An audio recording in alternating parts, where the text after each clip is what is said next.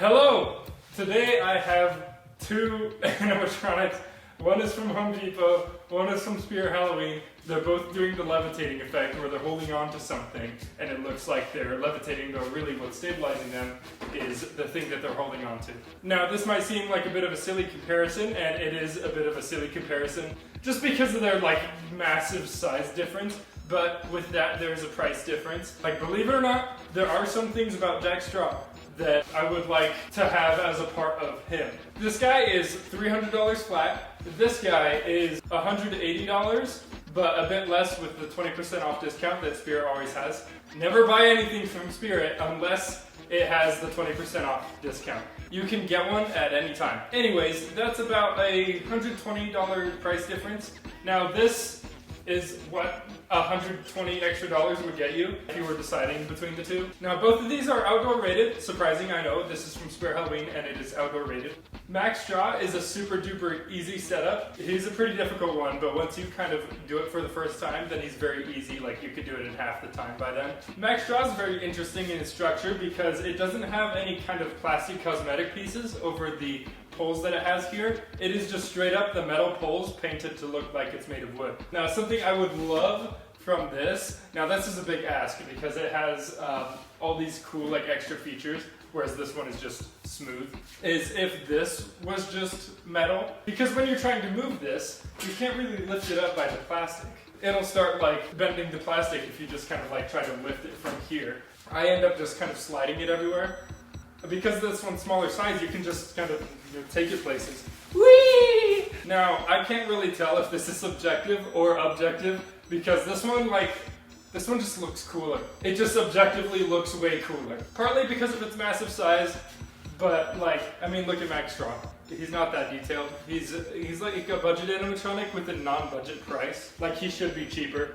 But that goes for every Spirit Halloween animatronic ever, so I can't really blame that one for that. But this is a comparison between it's up against Home Depot and they've got great prices. Something that this one has over this is it has an amazing speaker. Its speaker quality is probably one of the best that I've unboxed this season. Its audio is alright, it's just laughing, it's non-offensive or anything, it's just, it's no Costco scarecrow, But when it comes to the voice lines of this one goes crazy. It is so cool. After watching this video, go on to a demo video and you'll get to hear what he says. It's pretty cool. Now something that sucks about Mack is he's very, very faulty. He's been known to be very, very faulty this year. And that is in the fact that commonly in stores you'll see him totally bent over in some direction.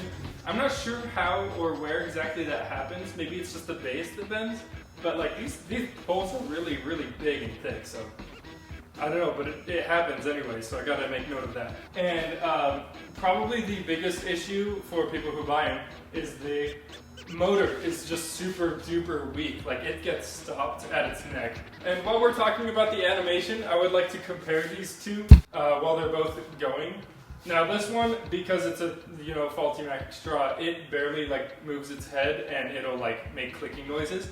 This one has this interesting kind of scanning the ground, which is really cool, and its chest and head lights up, and its mouth moves as he talks to all your visitors. So objectively, when it comes to the animation and whatever, this one is just way, way better. Anyways, let's have them both go.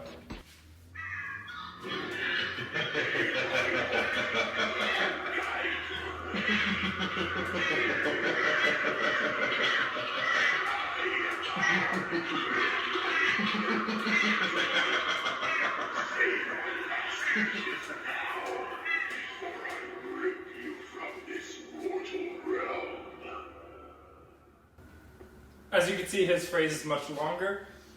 You probably couldn't hear him over him because his speaker is much louder and much more bassy, which is obviously a plus from him over him. But I think it is worth the sacrifice in speaker quality to have the much cooler audio. I do, although, kind of appreciate, it has its merits. I like when it doesn't kind of tell its life story and it's just laughing, it's just this creepy background character. Now this one could classify just as a background character. This one kind of has to be a main character. It is this big thing that attracts attention. So this kind of gets a pass. on just like giving you its whole Tinder bio. It also just has really well written lines. I'm gonna let them go one at a time. Let's do Mack's draw first.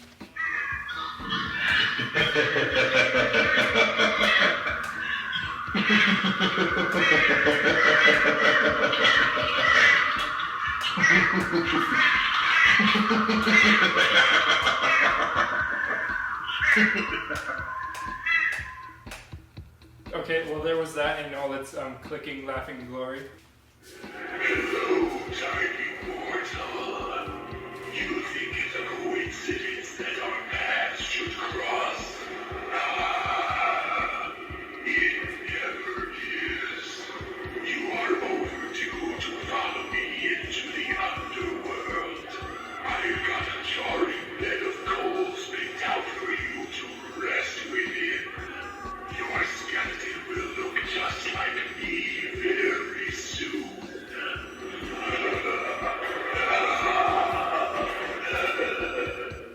Something I'd like to note cosmetically is with this one and its levitating effect, it really looks like it's just kind of casually holding on to its side.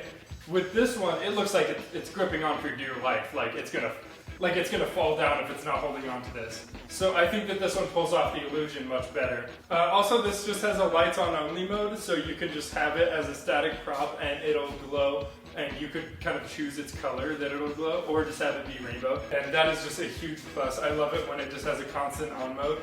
Now this would be a very, very unfair comparison if it wasn't for the price difference.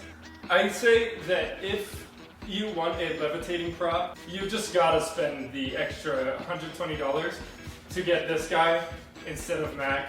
Now there are other factors to it, like maybe storage. This guy has a very small box in comparison to this. But yeah, those are just my thoughts. I figured I have these both right now, and they're both doing the levitating thing, and I should compare them. Anyways, thank you for watching. I will see you next time.